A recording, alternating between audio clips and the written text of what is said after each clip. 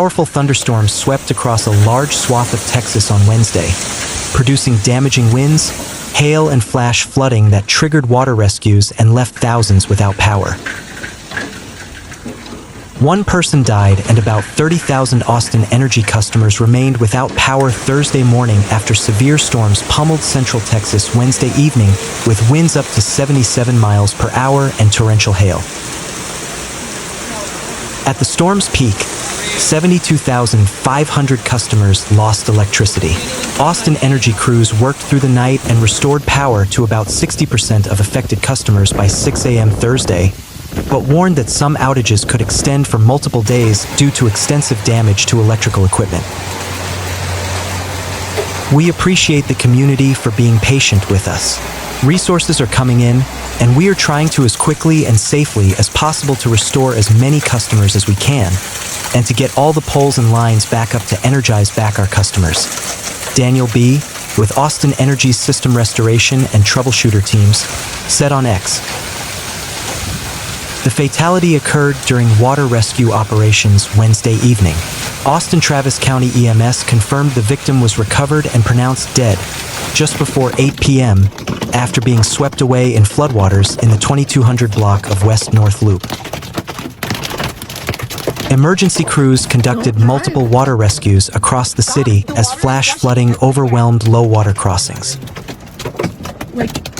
Fire and EMS teams rescued at least 5 people from rushing waters at various locations, including 2 people who were found clinging to a tree. The supercell thunderstorm carved a destructive path from Cedar Park through Austin, dropping up to 3 inches of rain in 45 minutes in some areas and blanketing parts of the city with hail. Wind gusts reached 77 miles per hour at Austin-Bergstrom International Airport, where the storm shattered glass near a security checkpoint. Austin meteorologist Avery Tomasco described the damage as possibly caused by a microburst, a localized area of extreme downdraft winds from severe storms. The storm uprooted entire trees, damaged homes and property, and snapped power lines throughout the affected area. In Cedar Park, residents reported baseball-sized hail. Wow. City officials scheduled a press conference for 10 a.m. Thursday at Austin City Hall to discuss recovery efforts and preparations for potential future severe weather. You can't even see down the road. Representatives from Austin Energy, Emergency Management, Fire Department, EMS, and other city departments will provide updates. Austin Energy said it has all available crews working on restoration, but cannot provide an estimated timeline for full power restoration due to the substantial damage. The utility company continues working 24/7 to restore service to customers who can safely receive power. Damage was also reported at UFCU Dishfalk Field, where the number 2 seeded University of Texas baseball team is scheduled to host Houston Christian University in the first regional round of the NCAA baseball tournament on Friday. According to Scott Braddock of Texas politics publication Quorum Report, the severe thunderstorm that pounded Austin broke some of the glass near the top of the Texas Capitol Rotunda. Austin Homeland Security and Emergency Management reported multiple road closures due to flooding, including Steck Avenue near Mopac, Highway 1 in North Austin, and Old Spicewood Springs Road between Loop 360 and Spicewood Springs Road in Northwest Austin. The National Weather Service in Austin/San Antonio reported that the strong system of storms that brought baseball-sized hail to the Austin metropolitan area is now over Bastrop County, south and east of Austin. Meanwhile, another storm system is coming in from the northwest and approaching Buchanan Lake. That system, according to the NWS, also includes hail and high winds. The NWS has issued a severe thunderstorm warning for the area that includes Buchanan Lake and the cities of Burnett and Llano. A massive hailstorm hit the Austin metro and surrounding area on Wednesday, causing untold damage in a heavily populated region of Texas. Images and video showed massive hail falling and down tree limbs across the city. Further videos showing what appear to be baseball and golf ball-sized hail started cropping up on social media around 6:40 p.m. Central Time.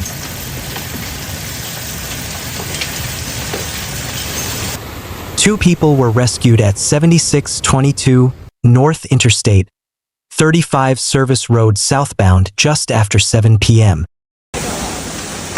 ATSOMs also responded and rescued a person who was pulled downstream near Guadalupe Street and Airport Boulevard at around 7:14 p.m.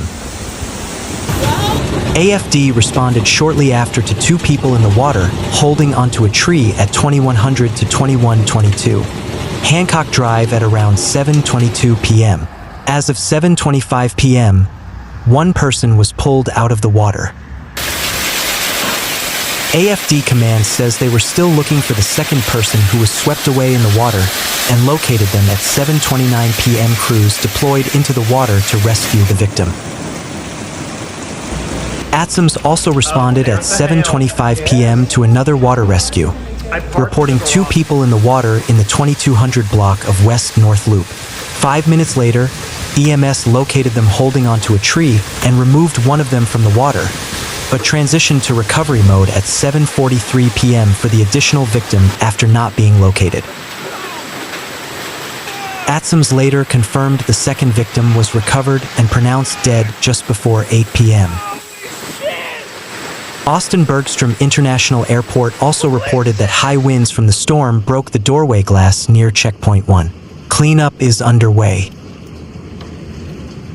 Once the storm cleared, Austin Energy assessed the area for damage and shared photos of power lines snapped in half and downed into residents' properties. The Austin Fire Department reported responding to around a dozen water rescues, with most incidents involving people stranded in vehicles or trapped in areas where floodwaters rose rapidly.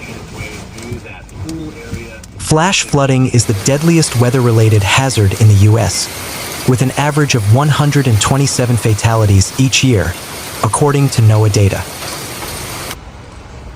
According to National Weather Service forecasters, just 6 inches of fast-moving water can knock an adult off their feet, and a foot of floodwater can carry a car away. The agency often reiterates the phrase, "Turn around, don't drown," while referencing the dangers of driving through water of unknown depths. As of Wednesday evening, skies had cleared, but chances of additional rainfall were in the forecast through the end of the workweek.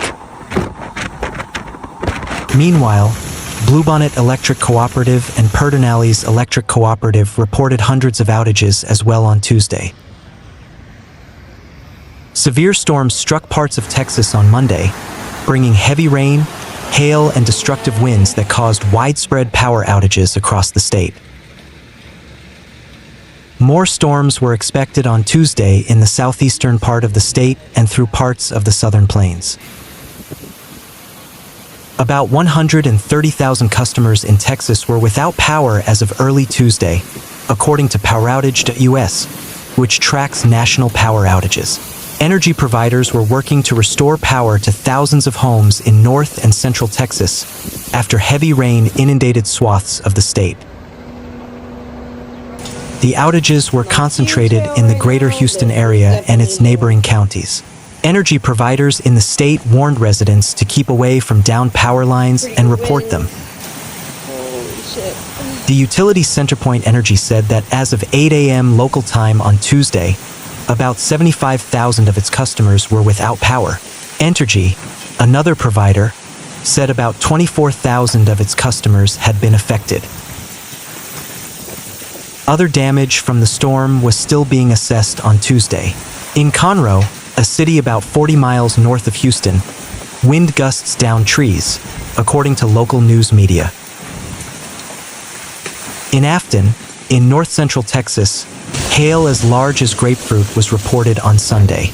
In Austin, local broadcasters shared footage of a barrage of lightning in the night sky on Monday evening. Governor Greg Abbott on Monday said that he had activated state emergency responses to prepare for potential flooding and heavy rain through the week. On Tuesday, forecasters with the Weather Service's Storm Prediction Center warned that more storms could bring damaging winds, large hail, lightning, and possible tornadoes. Southeastern New Mexico, along with western and southern parts of Texas, including San Antonio, were under a level 2 out of 5 risk for severe storms through Wednesday. In the southeast, areas of Mississippi, Alabama, and Georgia were also placed at the same risk level. Repeated rounds of storms could lead to a risk of flash flooding, especially in urban areas, on roadways, near small creeks, and in low-lying spots. The Storm Prediction Center said there was a slight risk of excessive rainfall through Wednesday across central and western Texas, as well as parts of Louisiana, Mississippi, Alabama, Georgia, and South Carolina. There were also risks of flooding in Tennessee, Kentucky, and West Virginia, where scattered thunderstorms are expected on Tuesday. Looking ahead to Wednesday, forecasters said the threat of severe weather would remain in the southern plains, especially across West Texas and eastern New Mexico, including Carlsbad. Damaging winds and large hail are expected to be the primary threats.